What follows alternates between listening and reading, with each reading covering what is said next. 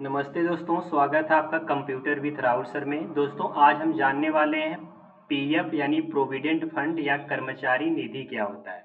दोस्तों, पीएफ होता है आपका प्रोविडेंट फंड, इसको हम हिंदी में भविष्य निधि का कहते हैं।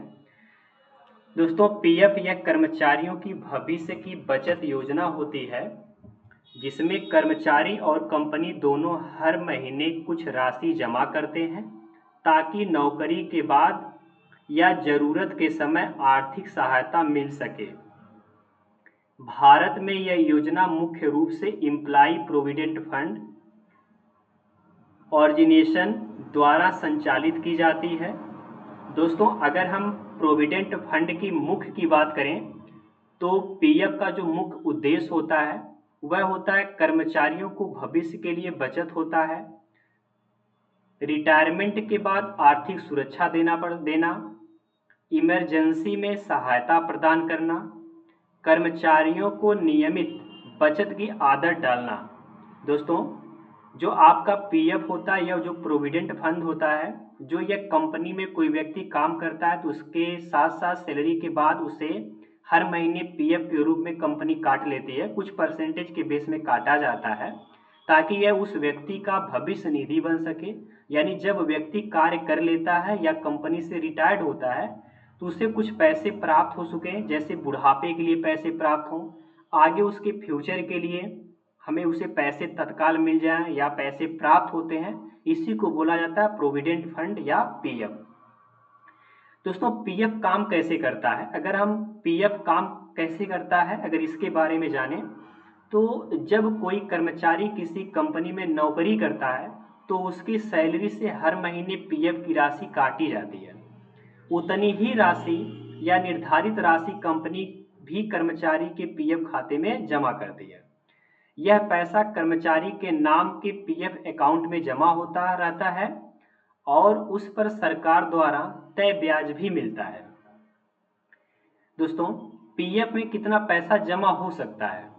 कर्मचारी की बेसिक सैलरी प्लस डीए का 12% होता है। कंपनी की तरफ से भी लगभग 12% जमा किया जाता है। उदाहरण के लिए मान लीजिए, यदि किसी कर्मचारी की बेसिक सैलरी अगर 10,000 है कंपनी में, तो कर्मचारी योगदान 12,000 का देगा, सॉरी दोस्तों 1200 का देगा। कंपनी योगदान जो होगा 1200 का और कर्मचारी योगदान जो होगा वो आपका होगा 1200 का। कुल पीएफ जमा होगा प्रति माह 2400 रुपये।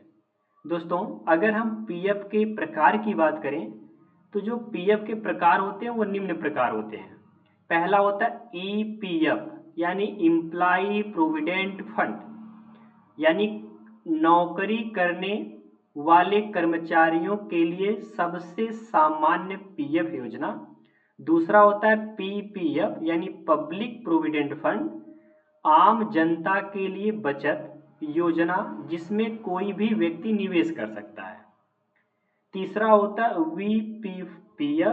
वीपीएफ यानी पोल्ट्री प्रोविडेंट फंड, कर्मचारी अपनी इच्छा से अतिरिक्त पीएफ जमा कर सकता है। दोस्तों, अगर हम पीएफ के लाभ की बात करें तो यह भविष्य के लिए सुरक्षित बचत होता है, ब्याज की सुविधा, टैक्स में छूट, रिटायरमेंट सहायता, नौकरी बदलने पर पीएफ ट्रांसफर सुविधा, जरूरत पड़ने पर आंशिक पैसा निकाला जाता है। दोस्तों, पीएफ आप कब निकाल सकते हैं? रिटायरमेंट के बाद, नौकरी छोड़ने के बाद, घर बनवाने खरीदने में, शादी या पढ़ाई के लिए, मेडिकल इमरजेंसी के लिए।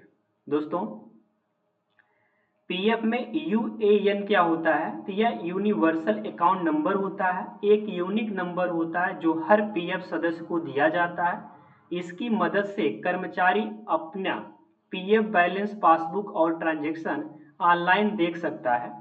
दोस्तों, अगर हम पीएफ के निष्कर्ष की बात करें तो पीएफ प्रोविडेंट फंड कर्मचारियों की भविष्य सुरक्षा और बचत की एक महत्वपूर्ण योजना है।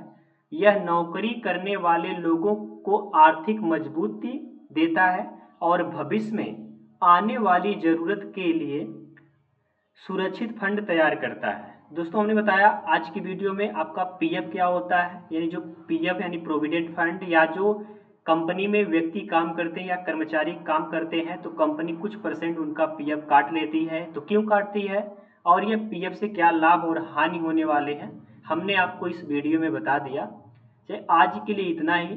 अगर किसी अन्य टॉपिक पर अगर आपको वीडियो चाहिए इस प्रकार की तो हमें कमेंट में ज़रूर बताएं। दोस्तों आज के लिए इतना ही। Thank you, bye bye.